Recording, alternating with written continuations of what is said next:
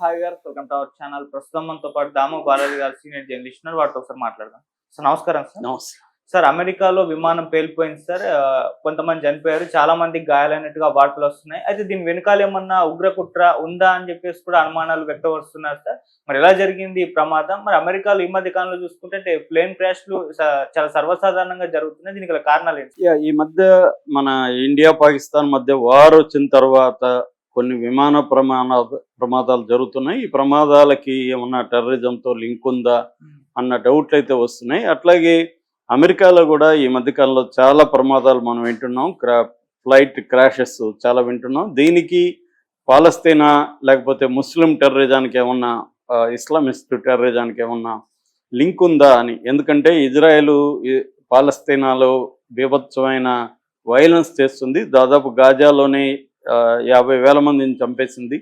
అందులో సగానికి పైన పిల్లలు ఉన్నాడు. ఇప్పుడు కూడా దాదాపు 23 లక్షల మంది పాలస్తీనాలను గాజా నుంచి ఖాళీ చేయించి ఆ గాజా ప్రాంతాన్ని కంప్లీట్గా అమెరికా అండ్ ఇజ్రాయెల్ ఆక్యుపై చేసుకోవాలన్న ప్లాన్లో ఉండి అక్కడ రియల్ ఎస్టేట్ డెవలప్ చేయాలని ట్రంప్ అల్లుడు కూడా ఆ మధ్య ప్రకటించాడు. సో ఇందువల్ల ఏముందంటే ముస్లింలని పెద్ద ఎత్తున ఊచకోతకు వస్తున్నారు. కాబట్టి ముస్లిం టెర్రరిస్టులు అమెరికాలో కావచ్చు మిగతా దేశాల్లో కొంత ఈ టెర్రరిస్ట్ యాక్టివిటీని పెంచి ఫ్లైట్లను కూల్చేయడం లేకపోతే బాంబులు పెట్టి పేల్చేయడం ఇవన్నీ చేస్తున్నారు అన్న డౌట్లు వస్తున్నాయి. మొన్న కూడా అమెరికన్లో ఉండే ఇజ్రాయెల్ ఎంబసీ దగ్గర ఒక అటాక్ అయితే జరిగింది. ఇలాగా రిటాలియేటరీగా చేస్తున్నారు. మొన్న ఇండియాలో కూడా ఒక ఫ్లైట్ ఢిల్లీ నుంచి శ్రీనగర్ వస్తున్న ఇండిగో ఫ్లైట్ 6E2142. సో ఇది కొద్దిసేపు గాల్లో టర్బులెన్స్కి గురైంది. దీనికి కూడా ఏమన్నా పాకిస్తాన్ అటాక్ ఏమన్నా జరిగిందా అనే డౌట్ వచ్చింది. దాని తర్వాత దీని మీద ఎంక్వైరీ జరిగిన తర్వాత ఇది వడగళ్ళు దీని మీద పడడం వల్ల పెద్ద ఎత్తున స్టామింగ్ అనేది జరిగింది. థండర్ బోల్ట్స్ అవన్నీ వచ్చాయి, పిడుగులు అవి. సో అలాంటి ఒక పిడుగుబడి ఇది హోల్ పడింది ముందు, దానివల్ల టర్బులెన్స్కి గురైంది. లాహోర్లో అంటే పాకిస్తాన్ ఎయిర్ స్పేస్ గాని ఉపయోగించుకుంటే ఈజీ అయిండేది, కానీ వాళ్ళు అలౌ చేయలేదు. సో దాంతో చాలా కష్టపడి మొత్తానికి ల్యాండ్ చేశారు. సో ఇలాగా రకరకాలుగా సివిలియన్ ఫ్లైట్స్ మీద అటాక్స్ జరుగుతున్నాయన్న డౌట్ వస్తుంది. ఈ నేపథ్యంలో అమెరికాలో ఒక ఫ్లైట్ పేలింది, అది కూడా జనావాసాల మీద పడింది. సో దాంతో ఒక్కసారిగా ప్రపంచం ఉలిక్కిపడిన పరిస్థితి ఏర్పడింది. అసలు ఆ ఫ్లైట్ ఏంటి, ఎందుకు పడింది, అసలు అమెరికాలో ఎక్కువగా ఫ్లైట్స్ కూలిపోవడం వెనక కారణాలు ఏంటి అనేది మనం చూద్దాం. ఇది వచ్చి సెస్నా సైటేషన్ 2 అనే ఫ్లైట్. ఇది N666DS దీనిది 1985 మేకింగ్ అనమాట. డీవియేటర్ LLC అనేది సంస్థ. ఇది ఓనర్ వచ్చి ప్రజెంట్ ఓనర్ డేవ్ షపిరో అతను అక్కడ మ్యూజిక్ ప్రొడ్యూసరు, తర్వాత మ్యూజిక్ డైరెక్టరు. తను ఈ సౌండ్ టాలెంట్ గ్రూప్ అనే ఒక మ్యూజిక్ టాలెంట్ గ్రూప్ ఉంది. దీంట్లో తన డ్రీమ్ అంటే డ్రమ్మరు, మ్యూజిక్ బుకింగ్ చేసే ఏజెంటు, వీళ్ళందరూ కలిసి 6 మంది ప్రయాణిస్తున్నారు. ఇదేంటంటే ఒక బిజినెస్ జెట్ అంటారు వీటిని. దీని పేరు 22 బిజినెస్ జెట్. ఈ బిజినెస్ జెట్ కాలిఫోర్నియాలో ఉండే గిబ్స్ ఎగ్జిక్యూటివ్ ఎయిర్పోర్ట్లో ల్యాండ్ అవ్వడానికి వస్తూ ఉంది. శాన్ డియేగోలో వస్తున్నప్పుడు సడన్గా అది ఒక మొత్తం ఫెయిల్యూర్ అయిపోయింది. ఎయిర్ ట్రాఫిక్ కంట్రోల్ వీళ్ళంతా కూడా చేతులు ఎత్తేసారు. మెయిన్గా ఏంటంటే రన్అవే లైట్ పాడైపోయింది. తర్వాత ఆటోమేటెడ్ వెదర్ సిస్టమ్ ఫెయిల్ అయిపోయింది. సో ఫాగ్ అక్కడ విపరీతంగా ఉండడంతో అతను ఇంకా నిర్ణయం తీసుకున్నాడు, జనావాసాల మీద అయినా బలవంతంగా ల్యాండ్ చేయాలని అయితే డిసైడ్ చేశాడు. ఇంక వేరే మార్గం లేదు, అతను ల్యాండ్ అయ్యాడు.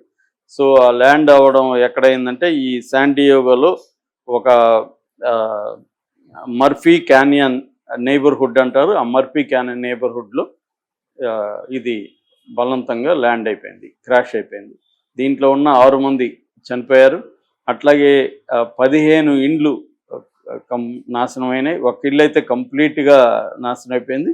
దాదాపు ఒక 8 మంది నుంచి 10 మంది వరకు గాయపడ్డారని తెలుస్తుంది ప్రజలు. అట్లాగే 100 మందికి పైన ఇండ్లలో నుంచి వాళ్ళు అక్కడ నివసిస్తున్న వాళ్ళని వెకేట్ చేశారు, చేసి వేరే చోట వాళ్ళని తీసుకెళ్ళి పెట్టారు. సో ఇప్పుడు ఈ ప్రమాదం మీద ఎంక్వైరీ జరుగుతుంది. ఇదేమన్నా టెర్రరిస్ట్ యాక్టివిటీ ఏమన్నా ఉందా దీని వెనక అనైతే ఎంక్వైరీ జరుగుతుంది. ఇప్పటివరకు అయితే వాళ్ళు చెప్తున్నది, నేను చెప్పిన ఫాగ్ ఈ వెదర్ ఎఫెక్ట్ వల్లనే జరిగింది అనేది అయితే చెప్తున్నారు. ఇంకా కూడా ఎంక్వైరీ చేసే అవకాశం ఉంది దీని వెనక ఏమన్నా ఉందా. ఎందుకంటే ఫాగ్ ఆటోమేషన్ ఫెయిల్ అవ్వడం వెనక టెర్రరిస్ట్ యాక్టివిటీ కూడా ఉండొచ్చు. ఎందుకంటే సైబర్ అటాక్స్ కూడా జరుగుతాయి. సైబర్ అటాక్స్ జరిగినప్పుడు అక్కడ GPS సిస్టమ్స్ మీద అటాక్ చేయడం, వాటిని జామ్ చేయడం, ఇవన్నీ కూడా జరుగుతాయి. ఈ మధ్యనే మన 0 Day అనే ఒక వెబ్ సిరీస్ వచ్చింది రాబర్ట్ డీనోది. దాంట్లో కూడా ఇలాగే వాళ్ళు మొత్తం ఈ సిస్టమ్స్ మీద అటాక్ చేస్తారు, సైబర్ సిస్టమ్స్ మీద. దాంతో అనేక ఫ్లైట్లు కూలిపోవడం, ట్రైన్లు డీకొట్టేసుకోవడం, అంటే మారిపోతాయి మొత్తం. ఈ నావిగేషన్ సిస్టమ్ కంప్లీట్గా డిస్టర్బ్ అయిపోతుంది ఆ వెబ్ సిరీస్లో. అలాగా ఏమన్నా టెర్రరిస్ట్ యాక్టివిటీలు జరిగాయా అన్న అనుమానం కూడా ఉందని చెప్తున్నారు. అయితే ఓవరాల్గా అమెరికాలో మొన్న కూడా ఈ ఇయర్లోనే అలస్కా ఎయిర్లైన్స్ ఫ్లైట్ 128 అది కూడా క్రాష్ అయింది. సో ఈ మధ్యకాలంలో బాగా క్రాష్ అవుతున్నాయి. ముఖ్యంగా ట్రంప్ వచ్చి నాకు పెరిగాయని చెప్తున్నారు. అయితే వాళ్ళు అమెరికన్ మీడియా కావచ్చు, అమెరికన్ ఎక్స్పర్ట్లు చెప్తున్న రీజన్స్ అయితే వాళ్ళ ఫ్లైట్లు కూలిపోవడానికి ఒకటి హ్యూమన్ ఎర్రర్ అని చెప్తున్నారు. హ్యూమన్ ఎర్రర్ అంటే పైలట్ తప్పు చేయడం కావచ్చు, లేకపోతే ఎయిర్ ట్రాఫిక్ కంట్రోల్ ATC అంటారు. ఈ వీళ్ళిద్దరి హ్యూమన్ ఎర్రర్ వల్ల కూడా అవి జరుగుతాయి. ఆ మధ్య కూడా ఫ్లైట్ అనే సినిమా వచ్చింది డెంజెల్ వాషింగ్టన్లో. అతను పైలట్గా ఉండి కూడా రోజంతా మందు కొడుతుంటాడు, మార్నింగ్ మందు కొట్టుంటాడు, మళ్ళీ అక్కడ కూడా 2 చిన్న ఇవి తాగుతాడు. దానివల్ల అతను సరిగ్గా చేయలేకపోతాడు, ఆ ఫ్లైట్ ఎయిర్ క్రాష్ అవుతుంది. దాని మీద సినిమా అనమాట.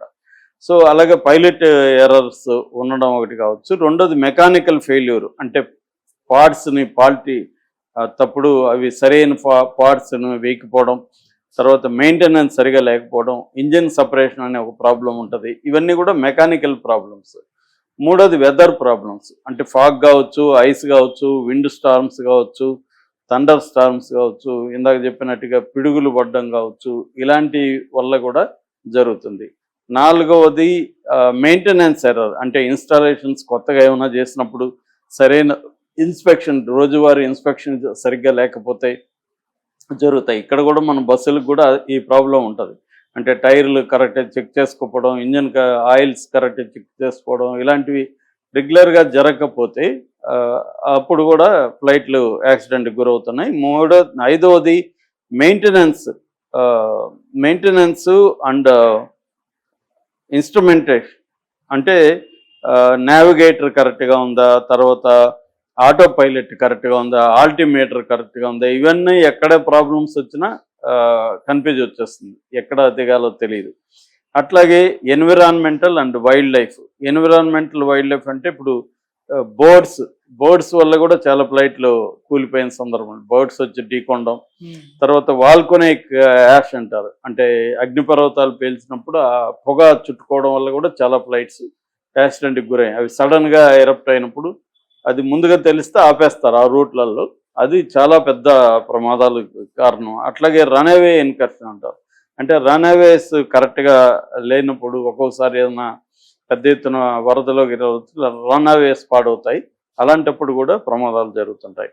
అట్లాగే టెర్రరిజం సబటేజ్, అంటే హైజాక్ చేసినా, లేకపోతే నేను ఇందాక చెప్పిన సైబర్ అటాక్స్ చేసినా, టెర్రరిస్టులు పేల్చేయాలనుకున్నా కూడా ఫ్లైట్లు యాక్సిడెంట్లకు గురవుతాయి. అట్లాగే ఫ్యూయల్ ఎగ్జాస్ట్, ఒక్కొక్కసారి ఫ్యూయల్ కరెక్ట్గా ఎంత ఉంది ఏంటి, వీళ్ళ ఎస్టిమేషన్ సరిపోతుందిలే అక్కడికి పోయే వరకు అనే ఎస్టిమేషన్, ఫాల్స్ ఎస్టిమేషన్ ఉండొచ్చు.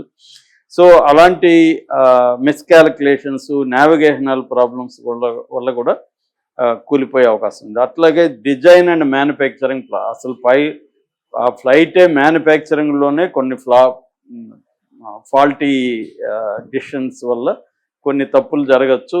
అది మేకింగ్లోనే ప్రాబ్లం ఉన్నప్పుడు జరుగుతాయి. ఈ మధ్య కూడా మనకు కూడా కార్లు కూడా చాలా ముఖ్యంగా ఎలక్ట్రిక్ కార్లు, ఎలక్ట్రిక్ వెహికల్స్ ఇవి జరుగుతున్నాయి. ఇదేంటంటే మ్యానుఫ్యాక్చరింగ్